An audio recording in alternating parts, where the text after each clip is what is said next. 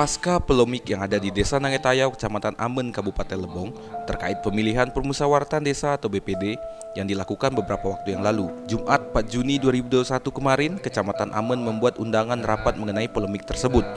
Turut hadir dalam kegiatan ini Camat Amen, Inspektur Inspektorat, Polsek Lebong Utara, Babinsa, Kepala Desa Nangetayau, Panitia Pelaksana BPD, perangkat desa, para pengadu atau pelapor dan tamu undangan, yang mana undangan dari pihak kecamatan disebar beberapa waktu yang lalu.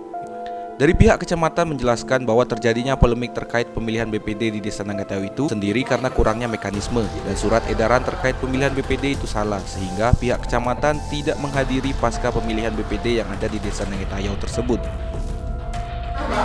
Saya berani menjamin, makanya saya undang Pak Polisi, Pak Inspektorat. Nanti silakan jelaskan Pak Inspektur.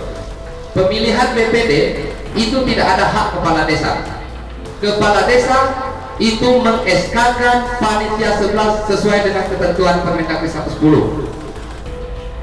Paling banyak 3 perangkat desa, 8 tokoh masyarakat.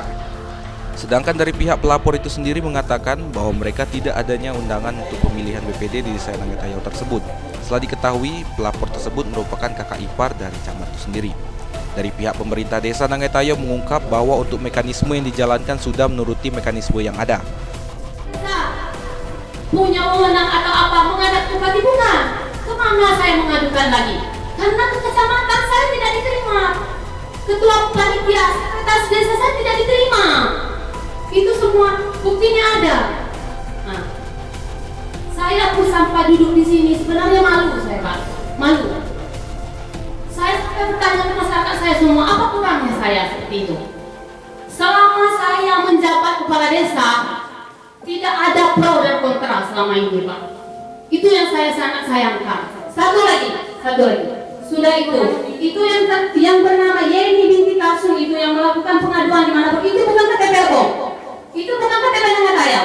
Sudah itu perlu diketahui oleh saudara Santi itu bahwa ada pernyataan Yeni binti Kasung bahwa dia diajak dibujuk rayu oleh saudari Santi binti Abdul Ghani, termasuk videonya ada.